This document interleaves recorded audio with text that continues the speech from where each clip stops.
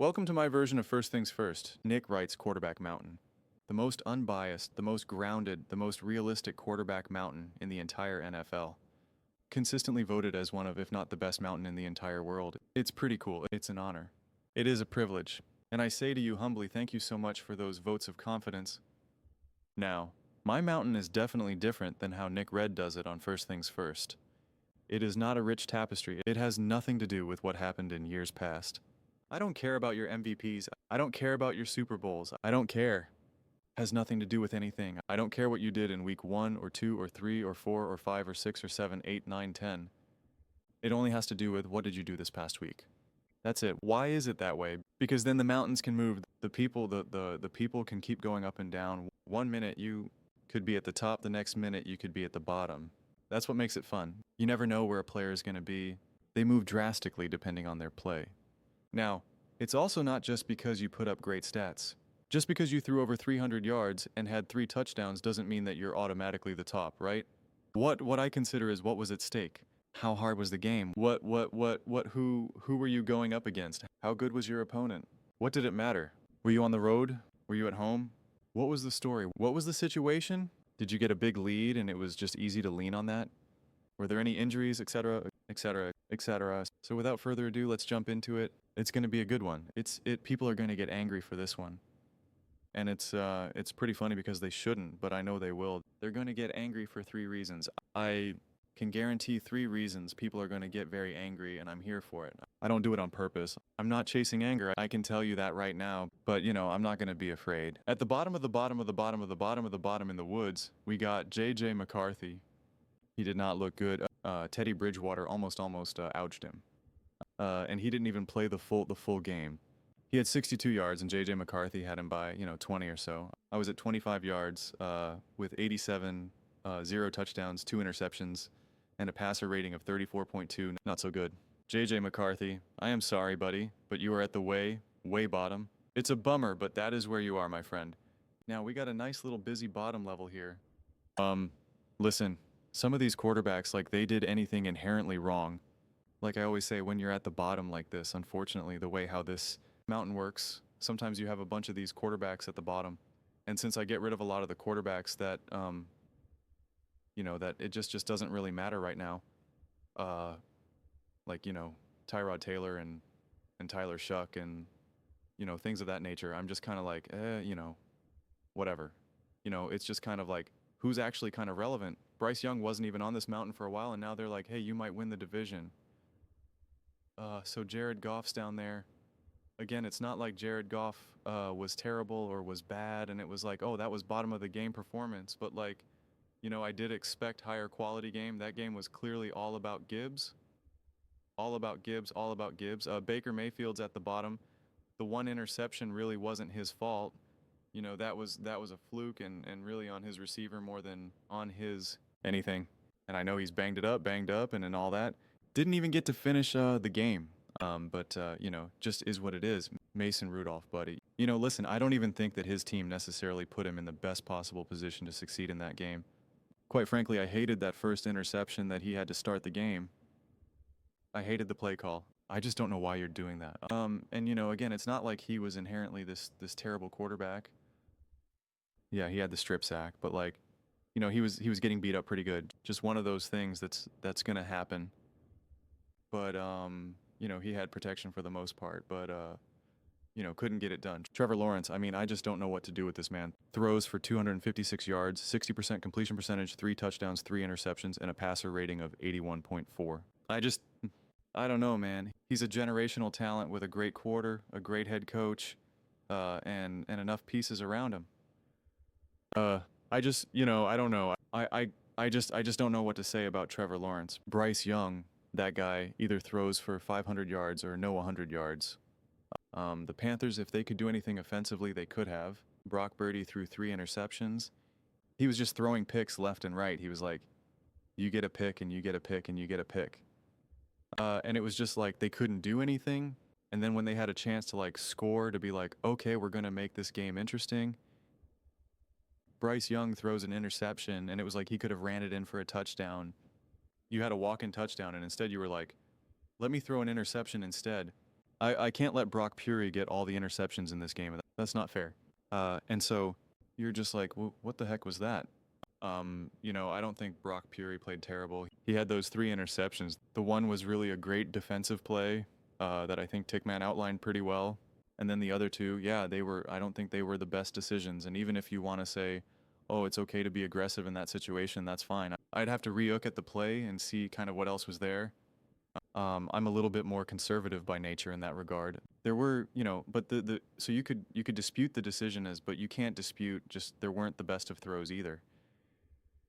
And so again, that does fall on Brock Purdy. So, buddy, you are at the bottom of the mountain. Now it's going to start to get a little bit more juicy. Lamar Jackson, he just doesn't quite look right here.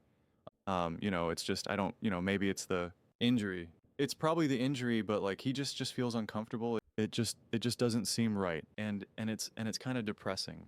It's kind of the way how we've seen Josh Allen, Lamar Jackson, and Patrick Mahomes play in various moments throughout this season. You kind of get a little bit of a preview for what it looks like when these guys slow down. And I don't like it. Like it's like I just don't like it. I'm like not prepared to think about that yet right now. And we don't have enough great quarterbacks to overcome, which is what I'm going to talk about later in this mountain. But Lamar Jackson just hasn't looked, complete to me right now.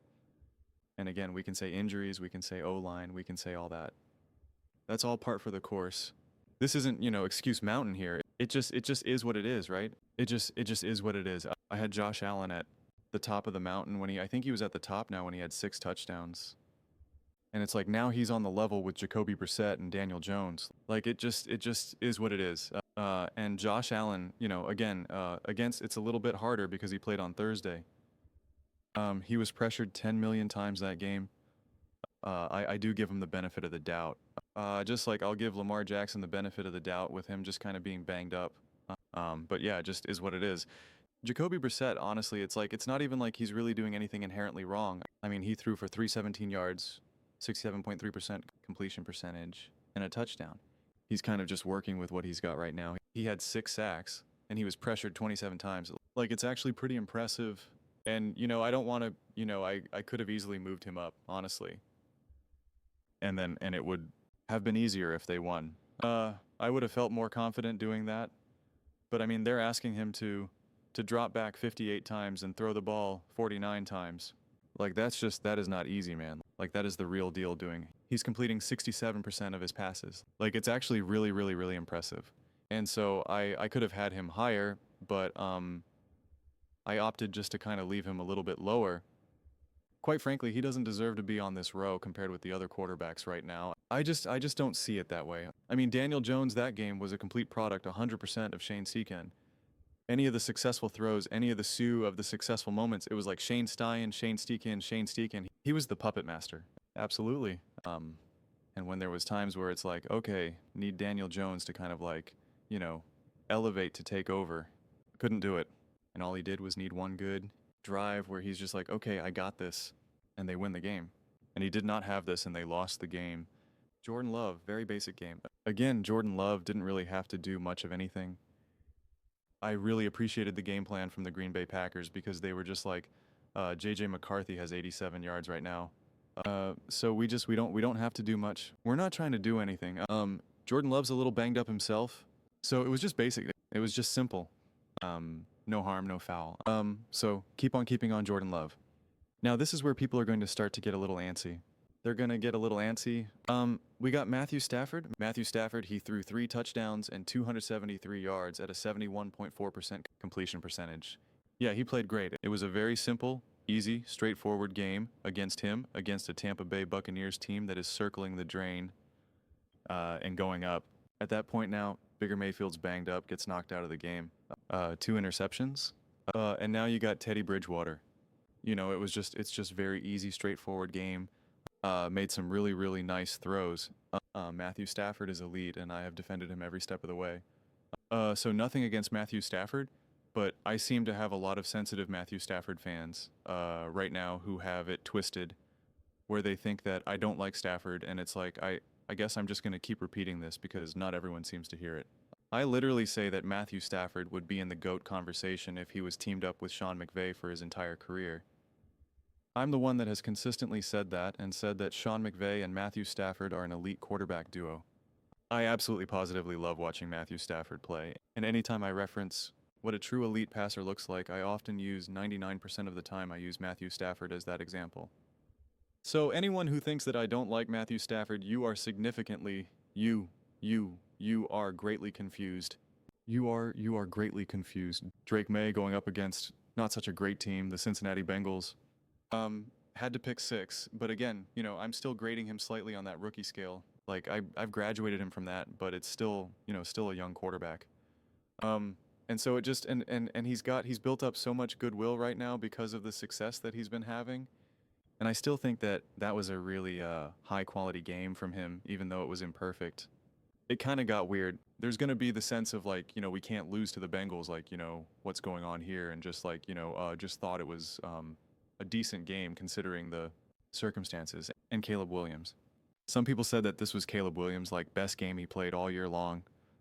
I don't think so. I think his best game was weirdly enough with even worse statistics, I assume, against the Minnesota Vikings. I don't like, again, I don't live and die by the statistics. I especially for this mountain, I'm just not going to be like this guy threw for 350 yards, 3 touchdowns, and a 74% complete percentage. Therefore, automatically, this was a great game. It's like, it depends what the game looks like. It depends how the game unfolded. I think Caleb played really well. He obviously took a terrible strip sack that, could have had pretty devastating consequences, but Mason Rudolph made sure to say, nah, no, bro. Don't worry, buddy. I got you. I got your back. I got your back. And then Sam Darnold. Sam Darnold played great, but again, it was against the Tennessee Titans. I don't automatically disqualify you, but, when a game is pretty simple, pretty straightforward, it does just becomes a little bit harder for you to be successful at the top unless it's really something that's just like over the top outrageous. But, he had 61.5 completion percentage, 244 yards, 2 touchdowns, him and Jackson Smith and Jingba obviously just crushing it together in a 118.1 passer rating. But, again, pretty simple, pretty straightforward game. Now, this is where people are going to start to get really excited. Patrick Mahomes, Dak Prescott, and Jalen Hurts. Mahomes. Yes, he had no touchdowns and 1 interception. But he threw for 352 yards, 63% completion percentage. And a 77.4 pass rating. This game was a huge game going up against the Colts. They could not get anything really going in that first half. I think it was 3 field goals. But listen, that was the Colts. The Colts lost that game to me more than the Kansas City Chiefs fundamentally won that game. But I still think that Patrick Mahomes played really well, made the plays when he needed to.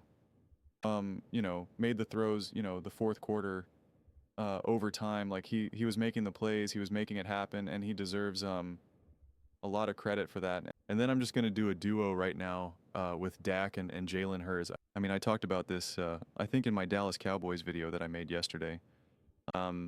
Sometimes we take for granted when we automatically assume we're just gonna see a great game with great quarterbacks going toe to toe. And we don't always get that. And this is why I said earlier about, Josh Allen, Lamar Jackson, and Patrick Mahomes of them getting older. It's just like they 99 out of 100 times put on a great show when they're playing each other, right? Like you just know like this game's going to be awesome, or this game has the potential to like really, give us our money's worth. Joe Burrow and Lamar Jackson, Bengals Ravens is always exciting, like and you automatically assume you're going to be able to get that with these other teams, these other quarterbacks, and you don't always get that. You don't always get that. We didn't get that with Stafford and Sam Darnold. Like that was supposed to be like a really great game, two great quarterbacks who were playing at the top of their game, and you just didn't see that. We didn't see that with necessarily Josh Allen versus the Chiefs. Like it was Josh Allen played great, but like Patrick Mahomes certainly did not. And again, you can credit the defense, but it just wasn't one of his better games. What was his worst completion percentage of his career, right? Like that's not good. And then like even the young guys up and coming, Caleb Williams and Jane Daniels, like, all right, like this is the new era of great quarterbacks. Like let's go. Was like they didn't necessarily play great. Like they weren't the story of that game. And watching Jalen Hurts and Dak Prescott, they both played awesome. They both played great. Jalen Hurts was pretty much that entire offense, over 300 yards, over 300 total yards, 3 touchdowns, 2 of them rushing. The one certainly was not a tush push. Was the leading rusher for the Eagles. The Eagles had 4 rushing first downs that entire game, and Jalen had 3 of them, and so he really had to do a ton. 69.2% completion percentage. What was his passer rating? 99.2. Just a really good clean game from him, and then Dak Prescott making some big throws, especially to George Pickens. And CeeDee Lamb, but he played great. He had like 360 total yards, 254 passing.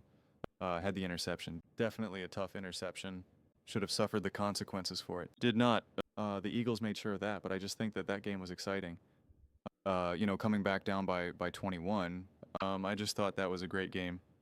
Both quarterbacks making a lot of big time plays, and it was just a pleasure to watch. Honestly, both making sure that they got the job done and put their team in a position to succeed. And now we got Jameis Winston. Jameis Winston. I actually have no idea why I skipped the other row where I should have had 2 quarterbacks. Honestly, what I would have done is I would have put Jalen Hurts and Dak Prescott at 2, 1, and 2, and then I would have moved up. I would have moved Kale. I don't know. I would have had to move a bunch of things around now. So I don't know. We'll have to just leave it at that. The M a lot. It would have had a trickle-down effect because then I could have then moved Jacoby Brissett up. It all would have changed. I messed up. I'm sorry, guys. I'm a terrible person. But Jameis Winston, this man, listen, I'm not the biggest Jameis Winston fan. He doesn't seem serious to me. He's the type of player that, like, I don't mind being friends with him, having him part of, like, my, I don't know, part of the, boys hanging out and stuff like that. But, like, I don't know, man. He's not my favorite type of player to play with. I like guys who can be lighthearted. I like guys who can have fun and all of that. Can't be business 24/7. I'm serious enough. So I appreciate some of the lightheartedness, but, like, I just, especially when you're the quarterback, like, I don't know. It could just be a tough one. But the dude's catching touchdowns. He's throwing touchdowns. You got trick plays, flea flickers all over the place. I mean, he had 50% completion percentage, but he threw for 367 yards, 10.2 yards per attempt, 2 touchdowns, had the interception, a 93.2 passer rating. I mean, I think it was a pretty wild game for him. I think anytime a backup quarterback that doesn't have a full-time starting role gets thrown into the mix like that, and puts his team in a position to win, quite frankly should have won. Has no wide receiver. He doesn't even have like a wide receiver 1 or 2 number 1 running back. Like, it's just, this team is such a mess. A brand new coach, and I don't know, just was impressive to me to see what he was able to do. So I appreciate that, honestly. But yeah, that's the mountain. But there is one more. There is one more that I did not put on the mountain, because the reality is he is bigger than the mountain.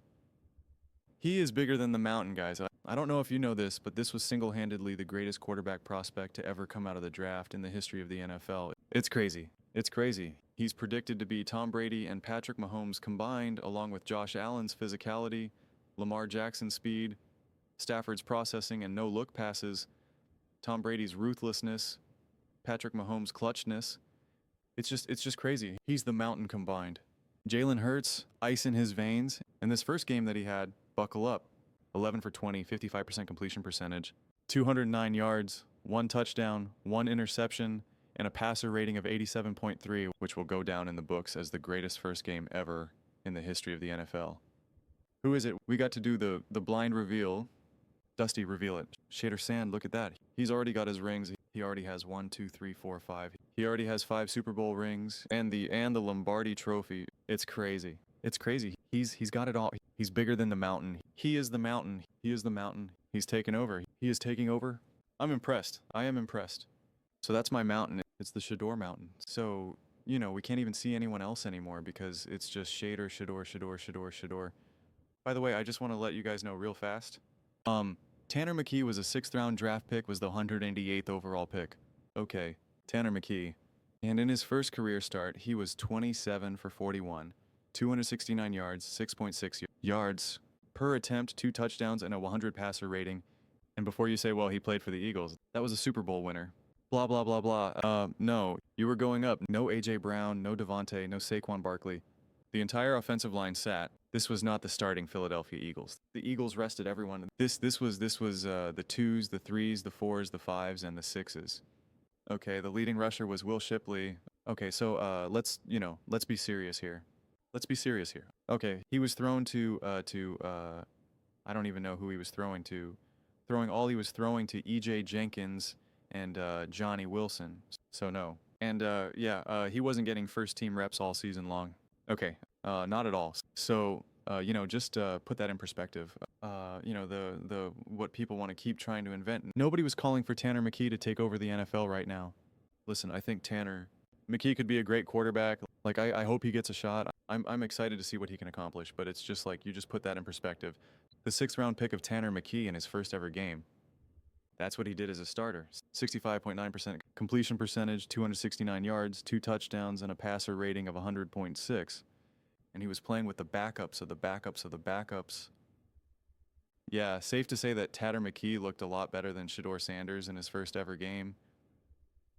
And yet, the way we discuss this, you'd think that Shedeur Sanders just proved that he should have been the #1 overall pick. If that's the case, then what Tyler McKee proved in that game, that I guess he should have been like the ultimate #1 pick. Like I don't know. I mean, did anyone say that Tanner McKee should have been drafted over Bryce Young, over C.J. Stroud? No H over Will Levis. Was there an outcry that he should have been drafted over Will Levis? No. Why? What about over Hendon Hooker? No. H, how about what other quarterbacks were drafted that year? Jake, Stenson Bennett, huh? Aiden O'Connell. Where was the outcry? I don't see the outcry. Sean Clifford, Jaron Hall. There's a lot of quarterbacks that were drafted over him over Tanner McKee. Tanner McKee, 6th round, 188th pick. I mean, look at all the teams that passed over him. I want to know, why was there not an outcry? Why are they still not talking about it right now? Bro needs a PR campaign. That's what he needs. He needs to hire someone for PR. But those are just my thoughts. I'd absolutely love to hear yours. What do you guys all think about my mountain? Let me know your thoughts in the comments below. I read every single comment. What do you agree with me or disagree with me? Either way, let's get in some discussions. Let's get in some fights. But ultimately, let's just have some fun, man. It's just all about the fun. Sometimes you guys forget that. It's just about to be the fun. If you're not having fun, then you're doing it wrong. Preliminary thoughts. And please do not forget to subscribe. We are really building an awesome community here. It really is. It's really great. I absolutely love it, and I hope you guys enjoy it as much as I do. Hopefully you guys enjoy it even more than me. I love you more. It really is great. Love being able to branch out and do different things. I love doing this mountain now, because it's so different, because you get to have Jameis Winston at the top. You get to have a gigantic Shedeur Sanders. I know everyone's gonna love that. It's just, I love it. It's great. Really enjoying it so far. And, then tomorrow, do the tiers, do the Lucas's ladder. And then it's gonna be Thanksgiving. So I'll have a couple videos posting on Thursday as well, but we'll talk about that in my other videos coming down later on Tuesday and Wednesday. But please don't forget to give this video a thumbs up, as it really does help the visibility and the algorithm. Thank you so much. See you next.